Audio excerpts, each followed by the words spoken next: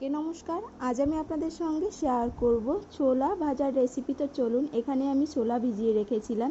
তো ছোলা এবার জল দিয়ে ভালোভাবে সিদ্ধ করে নিলাম। সিদ্ধ করা হয়ে গিয়েছে। কড়াইতে দিয়ে দিলাম তেল, দিয়ে দিলাম গোটা জিরে, পেঁয়াজ কুচি, টমেটো কুচি, লঙ্কা কুচি দিয়ে 2 মিনিটের মতো ভেজে নিব।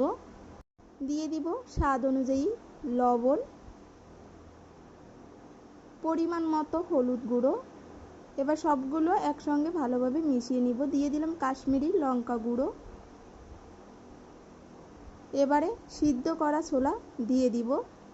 সিদ্ধ করা ছোলা দিয়ে এভাবে নর্মাল আঁচে 5 মিনিটের মতো ভেজে নিব। এভাবে ছোলা ভেজে কিন্তু মুড়ি দিয়ে মাখালে দারুণ লাগে খেতে। দিয়ে দিলাম ধনিয়া পাতা কুচি। তো ভাজা একদম রেডি, নামিয়ে নিব। রেসিপিটি ভালো লাগলে লাইক, কমেন্ট, শেয়ার করে দিবেন। সবাইকে ধন্যবাদ।